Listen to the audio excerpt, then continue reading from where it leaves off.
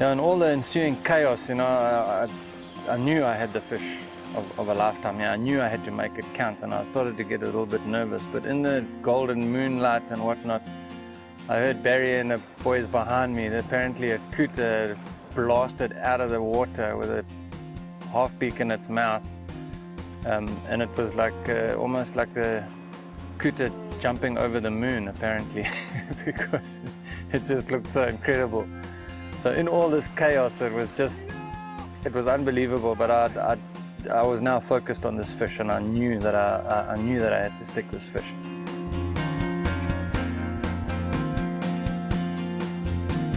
Last show, I picked up a Dream GT, a fish I'll never forget. Welcome to Off the Chart Adventure Fishing Series.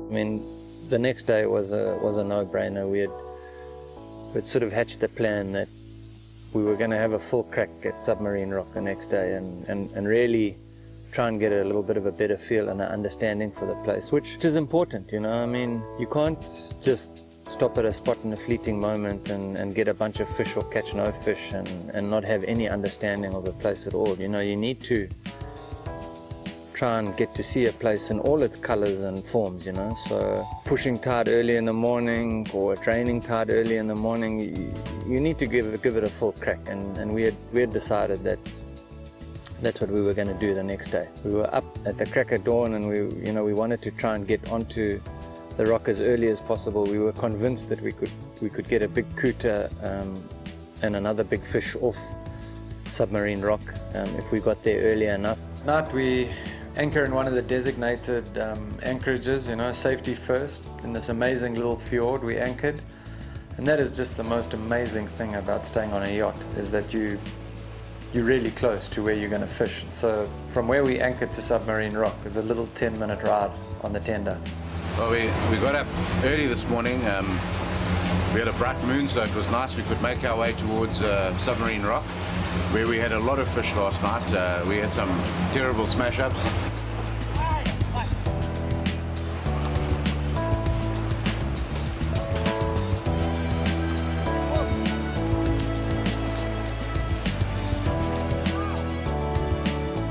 And Richard got that amazing GT.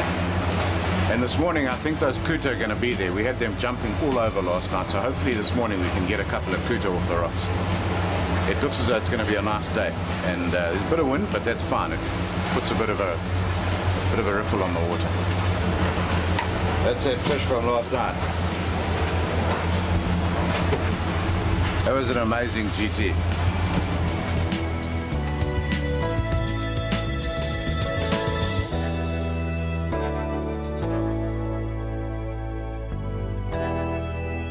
That Submarine Rock, if you get enough experience at it, will be a pretty easy job. These rotor-molded plastic sort of dinghies are the absolute answer. I mean, you could actually drive that thing up onto those rocks and pick it up and put it down and then relaunch it if you wanted to go off. But I do think that if you had something in the front, some kind of a buffer, you could actually go and put the nose up against some of those ledges and keep the motor in probably about 8 foot of water, and actually just hold the boat up against there while people embarked or disembarked. But current and wind doesn't always play in your favor, and sometimes you just got to make do with wherever it is that you choose to, especially at night when nobody's got torches. I mean, we pushed the boundaries a bit, and and I don't think anybody, or certainly the skipper of the standby vessel, wasn't very happy. He was getting edgy, but there's no way we were going to part off on the fish that we had. So not the kind of thing that I would advise people to do if they're not agile and confident on the rocks, and also wearing suitable apparel. You need to have good shoes, good pants, so that if you do fall or roll around, you're not going to get too badly hurt. And also, you need to be able to float. You've got a bag of lures on your back, and you go down there, you're going down like a stone. But well worth all the effort.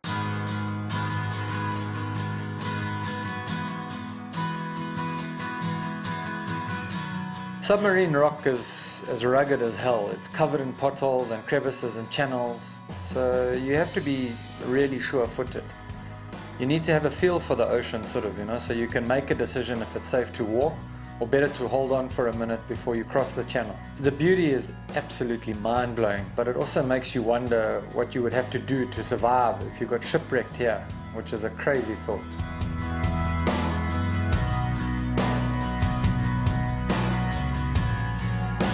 And there are a whole lot of factors that come into play on that rock. We definitely seem to have more success with a draining tide. So when the tide's running away, it builds up in front of that rock, and it makes a bit of a lump there as it goes over it.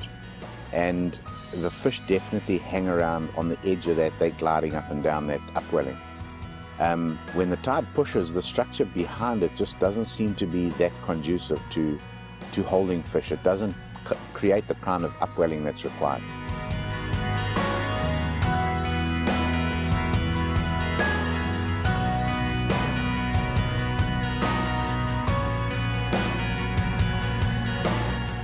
Yeah, it was, the morning was a different picture. It was a little bit slow, it was a little bit more challenging. That being said, we still caught a couple of nice fish to keep us interested.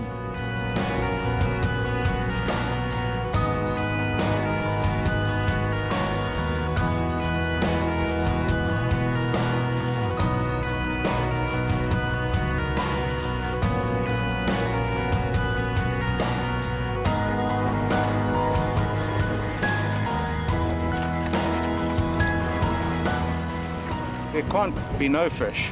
There's obviously fish, but they're just not feeding for whatever reason. So I guess we're trying to find something that's going to be the trigger, something that's going to just make them eat. I've seen a couple of fish quite excited, sort of come behind the lures and have a look, but they're not interested in eating. So we're just going to try and change a few lures and just see if we get a result. The green spots just now, as soon as it went quiet, and we left them for a while and threw a different type of lure, got a fish, hooked another one, and then quiet again. So they're obviously very fussy at the moment.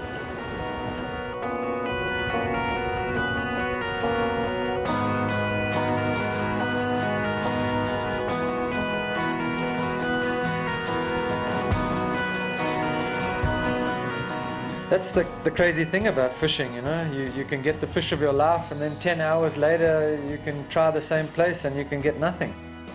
I guess that's what draws us all to fishing. It's the whole feeling of what if.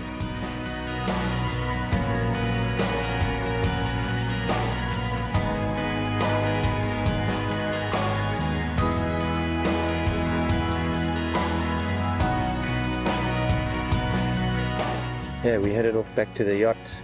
Took a leisurely lunch, regrouped, and we decided we were going to get back onto Submarine Rock a little bit earlier in the afternoon and just see, so we sort of enjoyed the last of the push, and then obviously we were going to be ready for the train.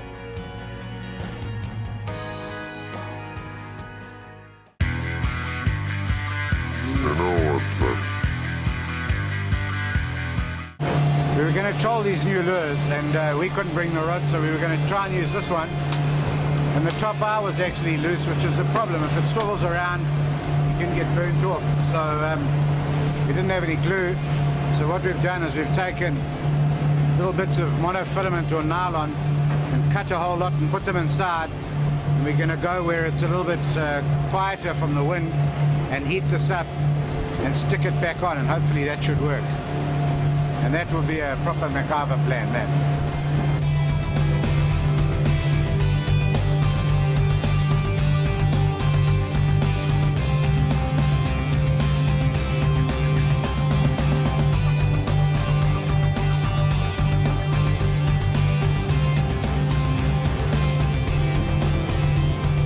dip it in the water.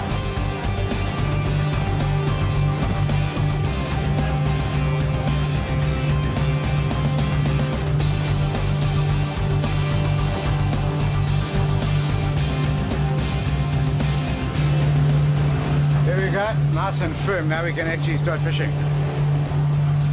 Just remember that next time. Just take bits of nylon, mustn't be fluorocarbon, it must be normal monofilament, and just cut it into short little pieces, push it into the guard, light it. As soon as it starts bubbling, push it onto the rod. Be careful, hold the guard over here, because if you hold it there, you're going to get burnt. You can see some of it's actually, the hot nylon has come out of the top of the guard there. You know who's that? That's Basil MacIver.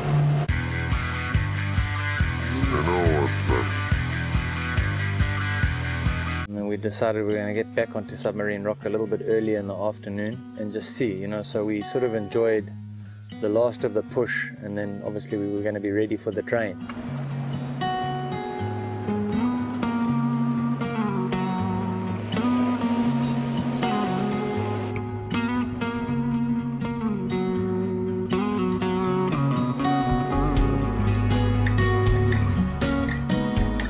There's so many thoughts racing through your head. Which rod to use, which lure to use, where you want to fish. So sometimes it's really hard to get some focus.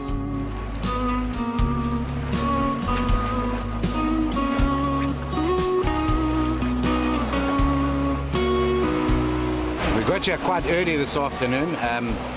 The tide was still pushing, and it's the first time we've really fished it with the current going the other way. And like this morning, it's been pretty dead. A couple of those really big long toms or garfish, and nothing else. But no doubt, I think as soon as it starts to get dark, or late afternoon, we should see some action. The tide will turn, it'll start going the other way. You'll get that bit of a bulge on the front of the rock here, and already the bait fish are starting to gather here. So I think we'll see some action later. But it's amazing how dead quiet it is, and sometimes it's a bit misleading. You tell people how wild the fish are, and we had a wonderful time on Submarine Rock or whatever. If I'd come here this morning or this afternoon, and it was the only time I'd ever been here, I'd say that not a lot happens here. But we know that it does, and I'm sure we're going to get some fish this afternoon.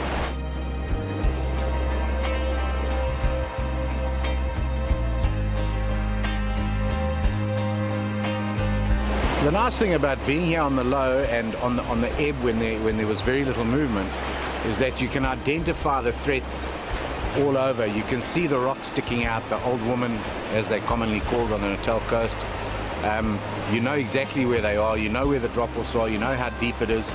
So when you're fighting a fish or angling a fish, as it gets closer, you're aware of where you can let it go and where you can't let it go. So what we did here was a bit of a reconnaissance mission, and it was good. It was well worth it, I think, especially if we managed to use it to good effect tonight.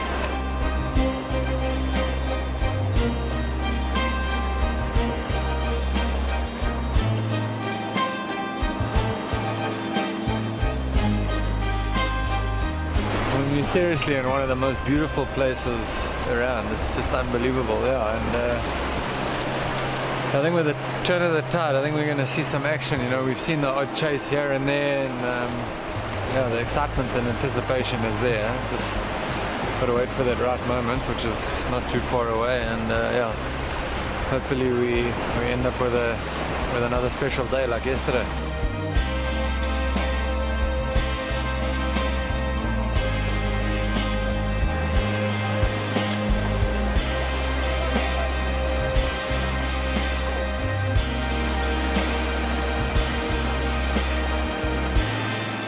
Supposed to be a green spot, but spots look very dark.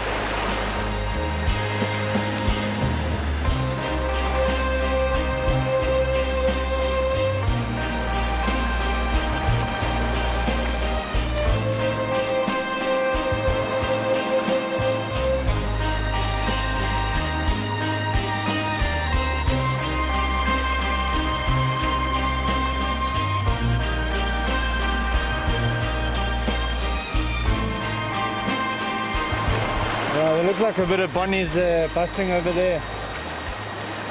Hopefully they'll come a little bit closer that we can get to them. But there's a very on.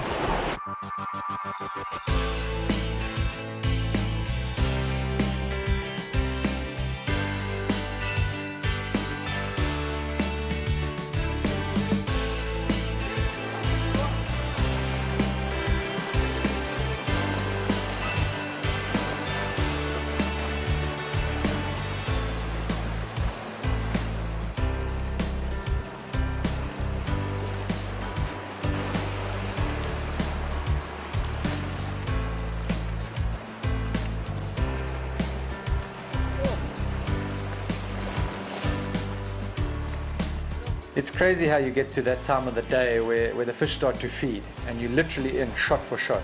And they may not be the biggest fish, but to get a nice bluefin trevally off the shore like that is always a treat.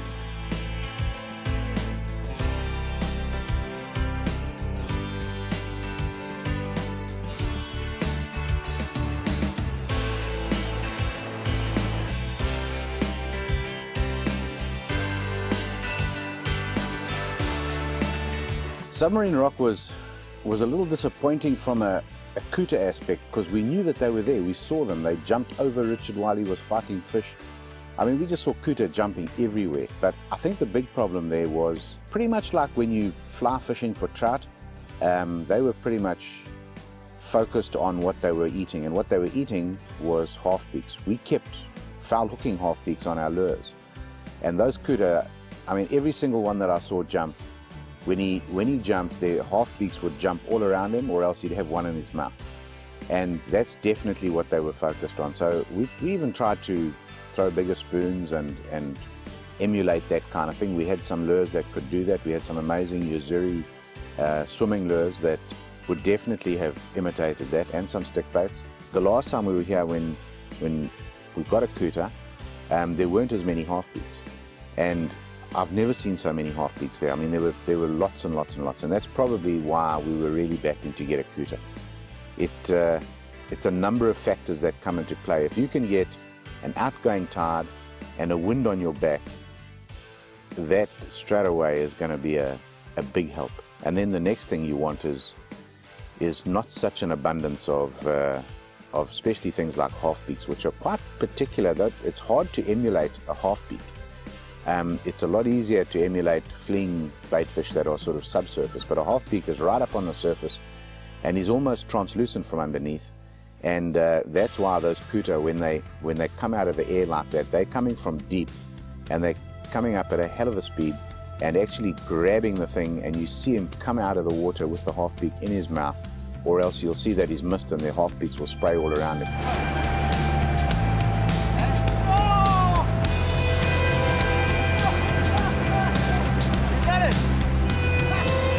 Couta was unbelievable. I mean, we've just had some classics, and that one was amazing. I just don't know why they're not eating our lures. But basically, like the great whites at Seal Island, he's coming from low down, where he's sort of keeping low, keeping camouflage so they don't see him, and then come rushing up and come right through the middle. So yeah, you'd need pretty much a transparent or translucent kind of lure, moving like a half-beak does on the surface. So it's going to require a bit of work to get them to eat in that situation. But there are other times when the Couta will eat almost anything. And if you're there when it's like that, it's going to be absolute mayhem. One thing that will stick in my mind from that afternoon was the show that those Couta put on. It was absolutely mind-blowing. These are giant Couta launching themselves well over 15 meters into the air with a half-beak hanging out their mouth, or a half-beak just a little bit to the left. Absolutely incredible creature, and just it's like slow motion. When you see that, you cannot explain to anybody. I mean, you know, Brett managed to capture 3 of these leaping Couta, I think almost perfectly. And yeah, you know, you're going to get to see these things in slow motion, and a lot of people are going to have their tongues hanging out of their mouths, but to see that, you know, in real time it's probably the most incredible thing you'll ever see. It's absolutely mind-blowing. So yeah, you know, just an unbelievable day on a very, very special piece of rock that yeah, will stick in the memory banks for years to come.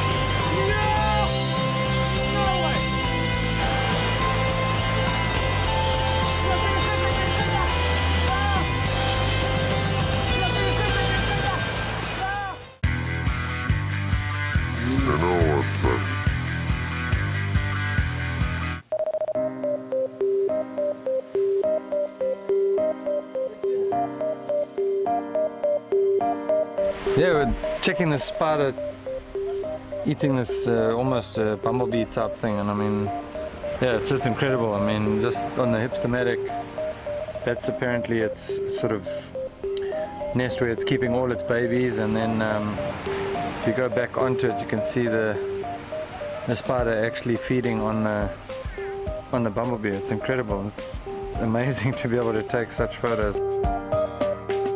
Yeah, nice to be able to just share that sort of stuff with people, you know?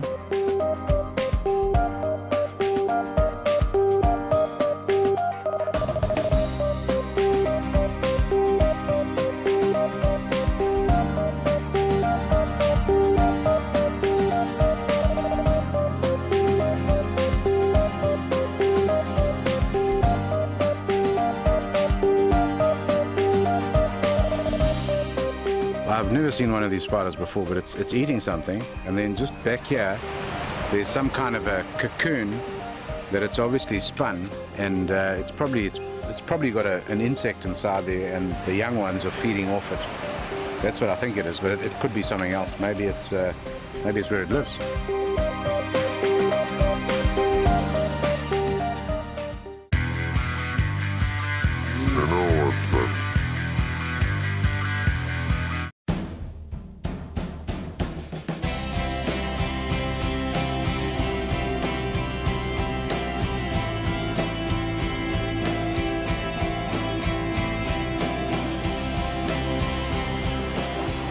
Coming up next show, we fish into the night off submarine rock, and then we get some crazy shark action on stick bait.